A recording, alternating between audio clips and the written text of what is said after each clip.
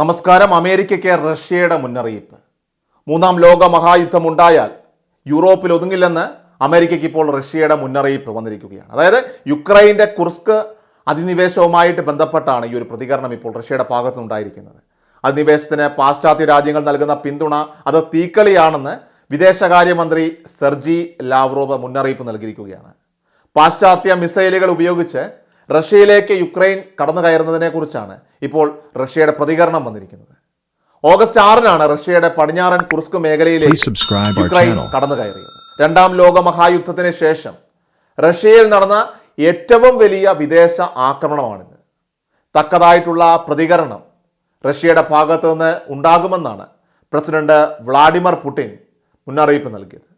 യുക്രൈന് ആയുധങ്ങൾ നൽകിക്കൊണ്ട് പാശ്ചാത്യ രാജ്യങ്ങൾ കുഴപ്പങ്ങൾ ചോദിച്ചു വാങ്ങുകയാണെന്ന് റഷ്യൻ വിദേശകാര്യമന്ത്രി സെർജി ലാവ്റോവ് പ്രതികരിച്ചിരുന്നു. 2022 യുക്രൈനിൽ ആക്രമണം തുടങ്ങിയത് മുതൽ ആണവ ശക്തികൾ ഉൾപ്പെടുന്ന വിശാലമായിട്ടുള്ള യുദ്ധത്തിൻ്റെ അപകട സാധ്യതയെക്കുറിച്ച് റഷ്യ പറയുന്നുണ്ട്.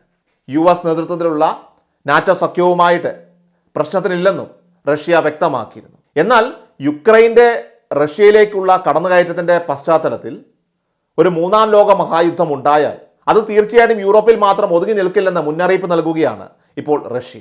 റഷ്യയുടെ 2020 ആണവ നയം പറയുന്നത് തന്നെ രാജ്യത്തിൻ്റെ നിലനിൽപ്പിന് ഭീഷണിയായാൽ ആണവായുധം ഉപയോഗിക്കുമെന്നാണ്. ബ്രിട്ടീഷ് ടാങ്കുകളും US റോക്കറ്റ് സംവിധാനങ്ങളും ഉൾപ്പെടെയുള്ള പാശ്ചാത്യ ആയുധങ്ങൾ യുക്രൈൻ കുർസ്കിൽ ഉപയോഗിച്ചതായിട്ട് റഷ്യ ആരോപിച്ചിരുന്നു.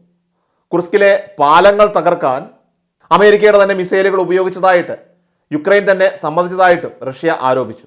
എന്നാൽ യുക്രൈൻ്റെ കുർസ്ക് പദ്ധതികളെക്കുറിച്ച് അറിവില്ലായിരുന്നുവെന്നും ഈ ഓപ്പറേഷനിൽ തങ്ങൾ പങ്കെടുത്തിട്ടില്ലെന്നുമാണ് അമേരിക്കയുടെ വിശദീകരണം. എന്നാൽ ഗാസ യുദ്ധം അവസാനിപ്പിക്കാൻ ലക്ഷ്യമിട്ടുള്ള കെയ്റോ സമാധാന ചർച്ചയിൽ വെടിനിർത്തൽ പ്രതീക്ഷകൾ അസ്ഥാനത്താണ് ഇപ്പോൾ വന്നിരിക്കുന്നത്.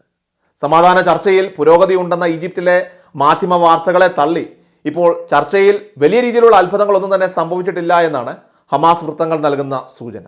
ഈജിപ്റ്റ്, ഖത്തർ, അതുപോലെ തന്നെ US എന്നീ രാജ്യങ്ങളുടെ മധ്യസ്ഥതയിൽ ചേർന്ന ചർച്ചയിൽ വിട്ടുവീഴ്ചകൾക്ക് ഇരുപക്ഷവും വഴങ്ങാതെ വരുമ്പോൾ നീണ്ട 10 മാസത്തെ യുദ്ധത്തിൻ്റെ പര്യവസാനമെന്ന പ്രതീക്ഷയ്ക്ക് ഇപ്പോൾ മങ്ങലേറ്റിരിക്കുകയാണ്. ഫലസ്തീൻ തടവുകാരെ മോചിപ്പിക്കണമെന്ന ഹമാസിൻ്റെ ആവശ്യത്തിൽ ഇസ്രായേൽ ഇപ്പോൾ കടുംപിടുത്തം തുടരുകയാണ്. അതായത് തടവുകാരെ മോചിപ്പിച്ചാൽ ഗാസയിൽ നിന്ന് ഒഴിഞ്ഞു പോകണമെന്ന ഇസ്രായേൽ ആവശ്യത്തെയും ഹമാസ് ഇതുവരെ മുഖവിലക്കെടുക്കുന്നില്ല എന്നതാണ് അർത്ഥം. റഫ ഇടനാഴിയിൽ നിന്ന് സൈന്യത്തെ പിൻവലിക്കാനുള്ള തീരുമാനത്തിൽ നിന്ന് പിന്മാറിയ ഇസ്രായേലിനെ ഇനിയും വിശ്വസിക്കാനായിട്ട് ഹമാസ് ഒരുക്കമല്ല. ബൈഡന്റെ വെടിനിർത്തൽ നിർദ്ദേശവും UN പ്രമേയവും അംഗീകരിച്ചാണ് ജൂലൈ 2-ന് തങ്ങൾ ഈ നിലപാട് വ്യക്തമാക്കിയതെന്ന് ഹമാസ് നേതൃത്വം അറിയിക്കുകയുണ്ടായി. എന്നാൽ പുതിയ ഉപാധികൾ അടിച്ചേൽപ്പിച്ച നെതന്യാഹുവാണ് ഇപ്പോൾ ചർച്ച അട്ടിമറിക്കുന്നതെന്നും ഹമാസ് വ്യക്തമാക്കിയിട്ടുണ്ട്. ഗൾഫ് മേഖലയിൽ തന്നെ യുദ്ധഭീതി പടരുന്നതിനിടെ യുദ്ധം അവസാനിപ്പിച്ച് ഫിലാഡൽഫിയ കോറിഡോറിൽ നിന്നുൾപ്പെടെ സൈന്യം പൂർണ്ണമായിട്ടും പിൻവാങ്ങണമെന്ന നിലപാട് ഹമാസ് ഇപ്പോൾ വീണ്ടും ആവർത്തിച്ചുകൊണ്ടിരിക്കുകയാണ്. കഴിഞ്ഞ ജൂണിൽ അമേരിക്കൻ പ്രസിഡന്റ് ജോ ബൈഡൻ മുന്നോട്ട് വെച്ച വെടിനിർത്തൽ നടപടി ഹമാസും UN-ഉം അംഗീകരിച്ചിരുന്നു. പക്ഷേ ഇസ്രായേലായിരുന്നു ഉടക്കുമായിട്ട് മുന്നിട്ട് വന്നത്. ഒപ്പം ഹമാസ് നേതാവ് ഇസ്മയിൽ ഹനിയെ വകവരുത്തിയതോടെ ചർച്ചയ്ക്കുള്ള സാധ്യതകളും ഇപ്പോൾ പൂർണ്ണമായിട്ടും ഇല്ലാതായിരിക്കുകയാണ്. എന്നാൽ ഇത്തവണ അമേരിക്കയാണ് പുതിയ ഒരു തന്ത്രവുമായിട്ട് രംഗത്തെത്തിയിരിക്കുന്നത്. ഫിലാഡൽഫിയ കോറിഡോറിൽ സ്ഥിരം സൈനിക സാന്നിധ്യമായിരുന്നു ഇസ്രായേലിൻ്റെ ആവശ്യം. ഈജിപ്റ്റ് അതിർത്തിയിലെ ഈ പ്രദേശം സൈനിക സന്നാഹ കേന്ദ്രമാക്കുന്നതിലൂടെ ഗാസയെ പൂർണ്ണമായിട്ട് വളയുകയാണ് ഇസ്രായേലിൻ്റെ പദ്ധതി. ഇതിന് പിന്നിൽ അമേരിക്കയാണെന്നതിൽ തർക്കമില്ല. അമേരിക്കയുടെ ഇരട്ടത്താപ്പാണ് ഇതിലൂടെ ഇപ്പോൾ വ്യക്തമായിരിക്കുന്നത്. ഗാസയിലെ വംശഹത്യ നീട്ടിക്കൊണ്ടു പോകാൻ അമേരിക്ക ഒത്താശ ചെയ്യുന്നതായിട്ടാണ് റിപ്പോർട്ടുകൾ സൂചിപ്പിക്കുന്നത് തന്നെ. ഇസ്രായേലിനെതിരെ കടുത്ത പ്രതികാരമുണ്ടാകും എന്ന് ആവർത്തിക്കുകയാണ് ഇറാനും അതുപോലെ തന്നെ യമനിലെ ഹൂതികളും. ദക്ഷിണ ലെബനനിൽ നിന്ന് 13 സൈനിക കേന്ദ്രങ്ങൾക്ക് നേരെയുള്ള ഹിസ്ബുള്ളയുടെ വ്യാപക റോക്കറ്റ് ആക്രമണത്തിൻ്റെ ആഘാതത്തിൽ നിന്ന് ഇസ്രായേൽ ഇനിയും മുക്തമായിട്ടില്ല. കമാൻഡർ ഫുവാദ് ഷുക്കറിൻ്റെ വധത്തിനുള്ള ആദ്യഘട്ട തിരിച്ചടി മാത്രമാണിതെന്നും ശത്രുവിന് വ്യാപക നാശനഷ്ടങ്ങൾ സംഭവിച്ചതായിട്ടും ഹിസ്ബുള്ള നേതാവ് ഹസൻ നസ്രുല്ല പറഞ്ഞു. സൈനിക രഹസ്യാന്വേഷണ കേന്ദ്രങ്ങളെ ലക്ഷ്യം വെച്ച ഹിസ്ബുള്ള ലെബനനിലെ ജനവാസ കേന്ദ്രങ്ങളെ ആക്രമിച്ചാൽ തിരിച്ചടി മാരകമായിരിക്കുമെന്ന് മുന്നറിയിപ്പ് നൽകിയിട്ടുണ്ട്. ഹമാസ് തലവൻ Ismail Haniyeh, Hezbollah senior general Fuad Shukr എന്നിവർ കൊല്ലപ്പെട്ടതോടെയാണ് പശ്ചിമേഷ്യയിലെ സംഘർഷം രൂക്ഷമായത്. അതേസമയം റഫ ആക്രമിക്കാതെ യുദ്ധം അവസാനിപ്പിക്കരുതെന്നാണ് ദേശീയ സുരക്ഷാ മന്ത്രിയും തീവ്ര വലതുപക്ഷ കക്ഷി നേതാവ് നെതന്യാഹുവിന് നൽകുന്ന മുന്നറിയിപ്പ്. അല്ലാത്തപക്ഷം തങ്ങൾ നൽകുന്ന പിന്തുണ പിൻവലിക്കുമെന്ന ഭീഷണിയും ബെഞ്ചമിൻ നെതന്യാഹുവിന് മുന്നിലുണ്ട്. റഫ ആക്രമണം ഒഴിവാക്കണമെന്ന് സഖ്യകക്ഷിയായിട്ടുള്ള US ആവശ്യപ്പെടുമ്പോഴും തീവ്ര വലതുപക്ഷ കക്ഷികളുടെ പിന്തുണയോടെ ഭരണം നടത്തുന്ന നെതന്യാഹു അത് സ്വീകരിക്കാനാവാത്ത അവസ്ഥയിലാണ്.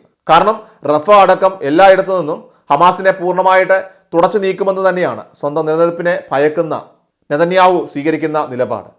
റഫ ആക്രമണത്തിന് മുന്നോടിയായിട്ടാണ് തെക്കൻ ഗാസയിൽ നിന്നുള്ള സേനാ പിന്മാറ്റമെന്നും ഇസ്രായേൽ പ്രതിരോധ മന്ത്രിയും വ്യക്തമാക്കിയിരുന്നു. അതിനിടെ ഇസ്രായേലിന് ആയുധം നൽകുന്ന ജർമ്മനിക്കെതിരെ അടിയന്തര നടപടി ആവശ്യപ്പെട്ടുകൊണ്ട് നിക്കരഗ നൽകിയ പരാതിയിൽ രാജ്യാന്തര കോടതിയിൽ ഇപ്പോൾ വാദം തുടങ്ങിയിരിക്കുകയാണ്. ആയുധം നൽകുന്നതിലൂടെ ജർമ്മനി ഇപ്പോൾ വംശഹത്യയ്ക്ക് കൂട്ടുനിൽക്കുന്നുവെന്നും ഇത് ജനീവ കൺവെൻഷൻ വ്യവസ്ഥകളുടെ ലംഘനമാണെന്നുമാണ് നിക്കരാഗയുടെ ആരോപണം. കെയ്റോയിലെ വെടിനിർത്തൽ ചർച്ചകൾ തുടരുമ്പോഴും ഓരോ ദിവസവും ഗാസയിൽ കൂട്ടക്കുരുതി അറുതിയില്ലാതെ തുടരുകയാണ്. ദീർഘകാലമായിട്ടുള്ള വെടിനിർത്തലാണ് വേണ്ടതെന്ന ഹമാസിന്റെ ആവശ്യം ന്യായമാണ്. എന്നാൽ അതിനും അപ്പുറത്തേക്കുള്ള കാതലായിട്ടുള്ള ചർച്ചകളാണ് ഇപ്പോൾ ഉണ്ടാകേണ്ടതായിട്ടുള്ളത്. ഏതായാലും ഗാസയിലെ വംശഹത്യയിൽ നെതന്യാഹുവിനെയും അതുപോലെ വാർ ക്യാബിനറ്റ് അംഗങ്ങളെയും പ്രോസിക്യൂട്ട് ചെയ്യണമെന്ന അന്താരാഷ്ട്ര നീതിന്യായ കോടതി ഉത്തരവ് കടലാസിൽ ഒതുങ്ങാത്ത തരം ഇപ്പോൾ ചർച്ചകളായി തന്നെ മാറിയിരിക്കുകയാണ്.